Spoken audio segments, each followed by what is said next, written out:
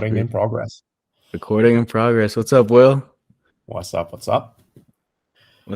What's up? So you're not in CPT, but you're still in South Africa. Still in South Africa. That is correct. Nice, man. How's it been in South Africa? Have you always grew up there, or how did South Africa come about? So for me, South Africa is home. It's where I was born and raised. Okay. I've been hip hopping across for majority of my life. So it's all I know. Well, I wouldn't say all I know, but majority of what I know, 90%.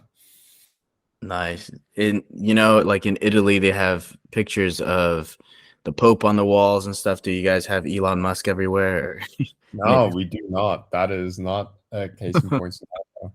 It would be if you had to run for something like polls wise, and it came to the South African, whether or not we like him or not, I would feel as if we'd be more indifferent to him as opposed to someone who actually likes him. Because number one, as a human, he's an individual who can be praised. Like, yo, dude, this guy wants to go ahead and revolutionize different industries as well as humanity as a whole, going to Mars. But at the other end of the spectrum, when it comes to his creations, he's brought nothing of that to here home. That's true. South Africa, we don't like. Why are you not doing what you're doing for the other people out there? And that's so true. Because a lot of like millionaires and billionaires, they try to bring things back home. The Tesla plant or something. You're right. So for me, like for the longest time, I also kept asking, it's like, okay, great. I actually did some research into this as to why Elon would potentially not bring this over to some place like South Africa. And it's like, well, the infrastructure is terrible. And I'm like, okay, great. You're looking to put infrastructure in another planet. That's true. Another, well, a place that is sentiment, or I would assume to be a sentiment to you, wouldn't be that big of an issue. And you can go ahead and tackle that obstacle. But yeah, it is what it is. Yeah, let's go to Mars before Joburg. Yeah. Dude, so when we were talking last, I was still in like episode 15, 16 or something, and you were really cool. You're like, yeah, just stay consistent with it. But I do want to reserve episode 28. And here we are.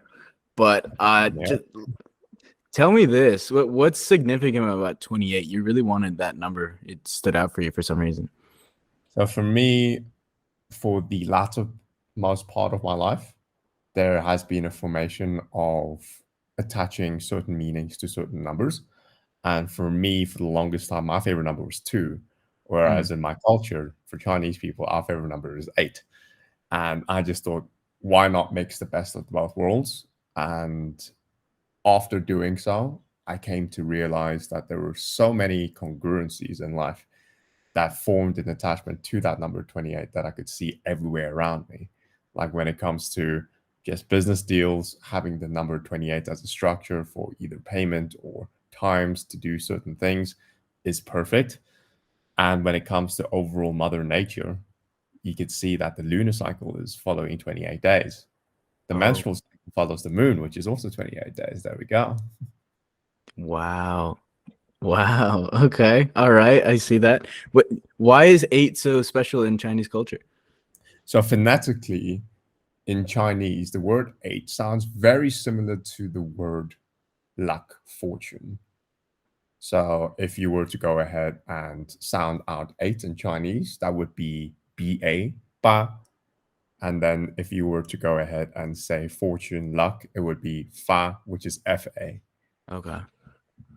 Whereas when we have a certain favorite number, because of phoneticality, if that's the right word, we also have a unlucky number, which is the number 4, because in our culture, 4 is how you would say 4, and then 死 with a different intonation is how you would say death. Wow. Okay.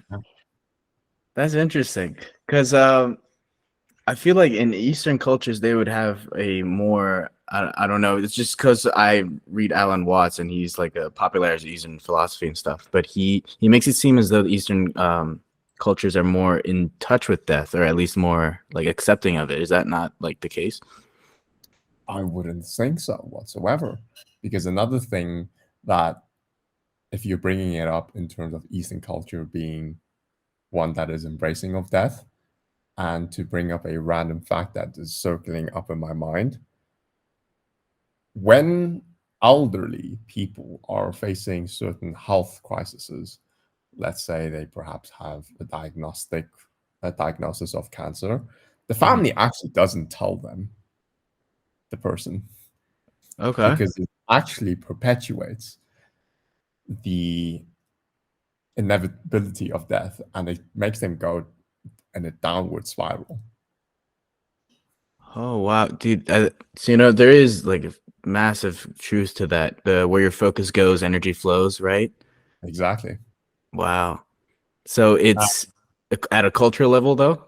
Yeah, it's at a cultural level where if that happens, the family will do everything to try to circumvent the person knowing, the elder knowing. They would even host functions, fake weddings, to go ahead and be able to sort of all be in one place just to be around that elder. There's a movie on this. I just don't specifically remember the movie Uh-huh. where it's documented because it's such a common occurrence in our culture. That's a beautiful way, though. So you don't spend your time in worry. My culture is Spanish, and so we have a word for to worry, which is preocupar, and then we have a word for like acting and like doing, which is ocupar. So there's like a phrase that says "No te preocupes, ocúpate," which is kind of similar to this, where like it would do no good to worry about something. It would actually make it worse. Rather, you should just like get in there and live, right? Exactly. Dude, speaking about like action, like raw action and stuff, do you have an opinion on this whole monk mode thing? Have you been through like a monk mode season yourself? I believe in our last call I may have told you about my breakup, and I was very tempted to get into a monk mode here and just not talk to anybody, just like focus head down. But I'm a very extroverted person. If I go a long time without talking to people, I feel pretty drained and shitty. But like I still reached out to certain friends the way I wasn't a monk mode really, but I would just reach out only to productive people and productive opportunities. But I never really had a full monk mode, and I'm just curious if you had a monk mode because like you run a very successful ad agency and everything, right? So I was just very curious to pick your brain on that. So for me, that answer would be no, in terms of following the strict guidelines that have been laid out by individuals like Iman or other people that advocate for monk mode, where you Mhm. cut off communications as a result of also being one that is very extroverted. Yeah. And it's definitely an approach that I believe I should go ahead and partake in for a specific season in my life, which tends to be the latter half of the year for me. I tend to be more in a post sort of like seasonal depression state during the Uh-huh. months of January all the way leading up to March, April, just to go ahead and try something before I go ahead and dispel it. I Okay. am always an advocate for if you want to go ahead and decide whether or not it works for you, rather than asking an amplitude of people, no matter how much they are somewhat similar to you, just do it yourself. Hmm. And if it Yeah. doesn't work, it doesn't work. And you can clearly go ahead moving forward in life and people go ahead and say, you should try monk mode. You're like, okay, no, I'm not going to do that. And you can definitively go ahead and say, because I've tried it and it just isn't for me. That's so true too. I mean, there probably are a lot of benefits. I mean, you can't dismiss a whole army of people who are advocating for it. There's probably something there, you're right. And you won't know unless you try it. Because for me, the way I got really like started and I actually started my business during this season was by reaching out to a lot of people. But maybe it is not black and white like this. Like it's not really social butterfly versus monk mode. They're not at odds at each other. Maybe it is seasonal. Because what you just said, isn't that the time in the southern hemisphere? That's winter, right? So it does like align with the seasonal depression, what you just said. So that could make sense that you could feel like you want to be a little bit more antisocial, let's say, or more like focused during that time. So for me, that's still a thing that I need to go ahead and further explore and introspect on, because it isn't the time of winter. I actually operate amazingly well during times of winter. Oh, Winter is still yet to come. that's cool. It's been summer the whole time. Is it just what it's like in South Africa, or how is that? What does winter look like? Oh, it's not something that is common amongst everyone. It's something more for me that I've put out as a hypothesis towards me for the past, I would say, 5 years of my life experiencing and going ahead, speaking to, well, therapists and people of Mhm, that sort of nature in the self-help space as well. Understanding that there's still much more deep work that needs to be done to identify why I am the way I am, mhm. and still needing to get the work done. Dude, that's a good transition. If you're talking about work, I really wanted to ask you about Maxi and how you do that self work to identify your goals and where you're at and how to bridge them. What is your experience with Maxi? So for me, it is how I got introduced to the world of Arlen and going ahead and building out a social circle, a tribe, if you want to Yeah. call it that. It was a monumental tool to go ahead and manifest a very special somebody in my life, and also to go ahead and have multiple opportunities that I've come across and successfully executed that could be directly attributed to this little creation of Alden's that is Maxi. Mm. I personally truly believe in the phrase that you mentioned just before we started this podcast of what you focus on grows. Oh, no, Yeah. not before we What do started the podcast, during the podcast. And going ahead, putting literal what it is that you want and focusing on it and putting it top of mind by following the structure of what he has laid out to be your master vision, your daily mapping, and your weekly mapping. What you focus on just comes to you, it grows. That's so true.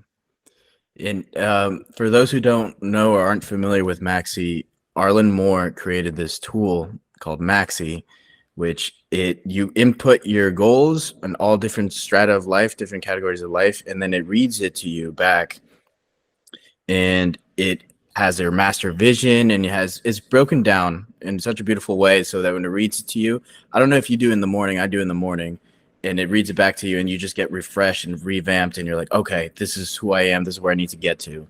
And it's much more efficient than just putting it in your notes and having it being buried away. Like it's actually a really nice tool. But how do you use Maxi? So for me personally, it is to make it a mission on every single day, like when I go ahead and I write and I do my morning reflections, to go and actually use the daily mapping, or rather, yeah, the daily mapping, Yeah.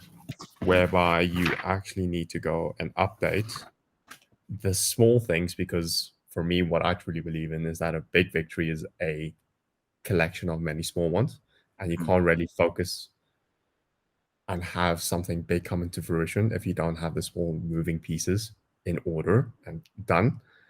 Whereby at the end of each entry, it goes ahead and tells you, okay, great, now it's time to revise your master vision. Yeah. So it's literally just keeping discipline as to just doing the daily mapping. Yeah. Consistency is everything, man. And this is a beautiful way and beautiful thing to be consistent with your own goals. Yep. I saw in the Discord you put I didn't know they offered this. Can it read it to you in Snoop Dogg's voice? Is that real?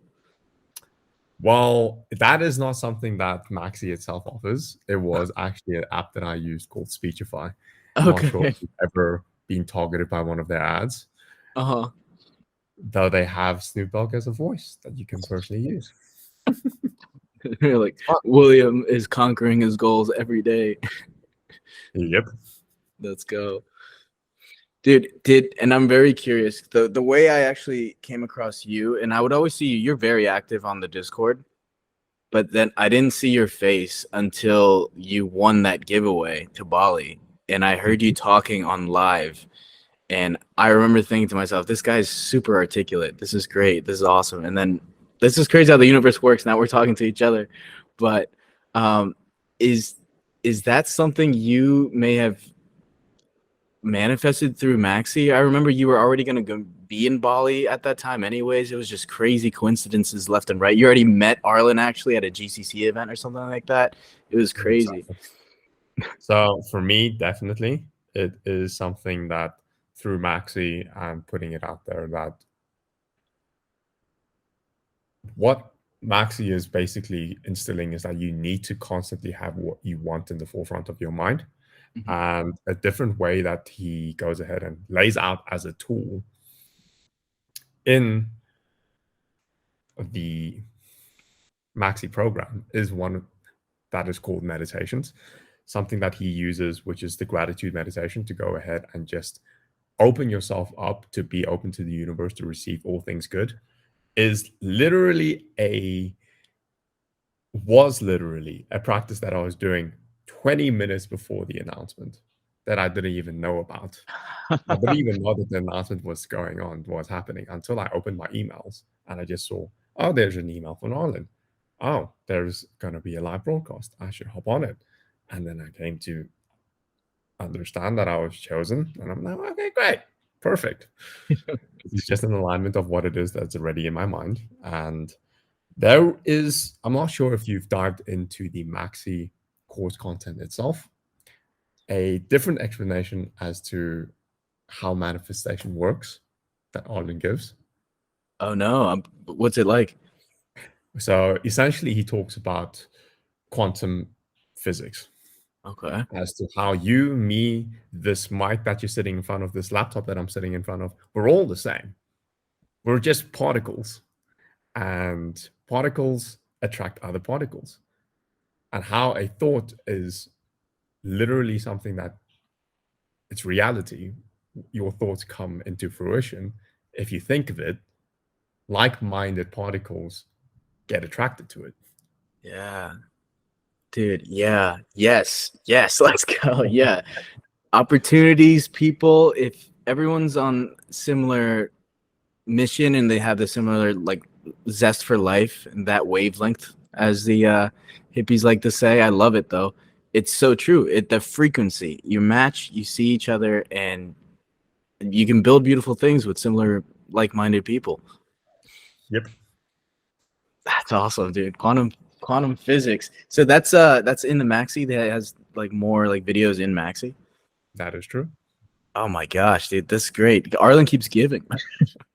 Keeps on giving. And that's Yeah. why after being a Maxi for a while, I came to the conclusion that, hey, when someone from his team reached out to me and said, you should join Tribe, I'm like, oh, great.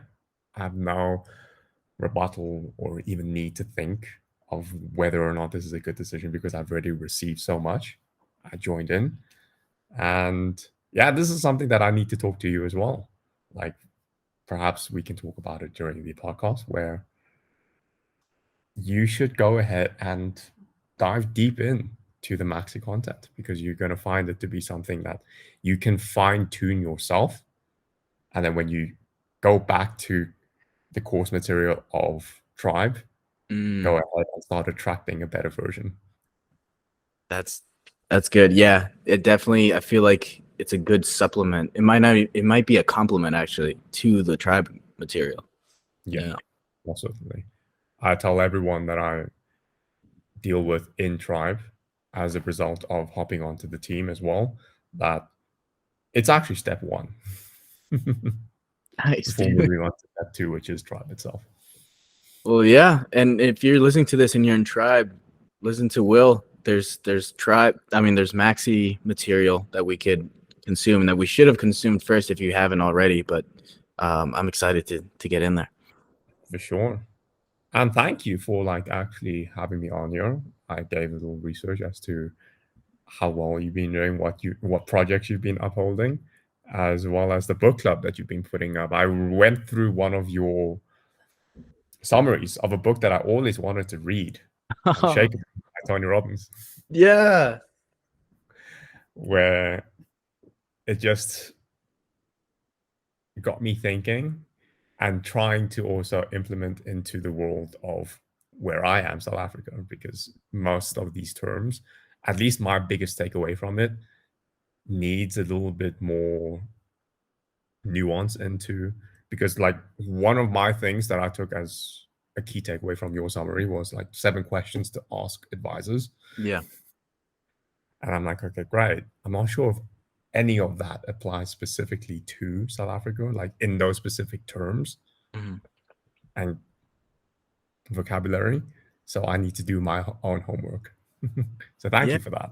Dude, absolutely. That makes me so happy. Yeah, it gives you the foundation. You can adjust it for whatever your case is. But dude, thank you. Yeah, I saw you join the Literary Society. That's so awesome because I am a huge reader and I love being able to communicate ideas with people. I love talking about ideas, and just seeing that reaction you just had just made me feel so happy because Tony Robbins is a G first and foremost. So that he's awesome. I'm actually reading Money Master the Game right now too. And so he always says this that everything is about people, everything. And so when I finish a book and I finish like an idea, I realize that the idea is really cool, but if it's just an idea and I leave it an idea, it's just ether. It's just going to sit there. The whole magic of it is to communicate it with other people. And so when I have these summaries of these books just sitting on my bookshelf, I was like, what the fuck am I doing? I can communicate this stuff with people. And it's not just for like a legal thing. Like, I don't think I could sell the summaries. Like, you know what? I don't even want to. Like, these are ideas I already pulled out from these books, from these pages. They're in my head and they would die with me. So I'd rather just share them with as many people as possible, make it free. That's the easiest way to do it. So seeing your reaction to it, that's so awesome. That's great, dude. And dude, thank you for the nice words. 100%. Hell yeah, What's man. the next book that you currently? Oh, no, I'm not going to say next book. What is the book that you're currently reading? Dude, I have a really bad habit or a good habit of being between a lot of books at the same time. The Way of the Superior Man, I'm halfway through that right now. Oh, right. Have you heard of that one? No, I have not. Dude, The Way of the Superior Man was written like 25 years ago, and it explains basically he uses man, but it basically just is a substitute for masculine energy. So there are some dudes with some feminine energy. I have a lot of friends actually who have like feminine energy. They just have to be in touch with that and find a girl or a guy who's like more masculine. That they just need to do that. But again, we use generalizations here to help the majority of people. I can't believe I have to do these things for the PC. But he says a superior man, referring to a masculine person, and how he can navigate himself through the world, and not just the world at large, but like how to understand women, and then how to understand like the workplace basically. And so I just finished like the first part, which is explaining a little thing about women that I wish I had known. Let me hear if you know about this. So you know how like women like poke at you and they like challenge you and like they just throw out little tests, particularly when you're doing really well. And we're like, oh, why is that?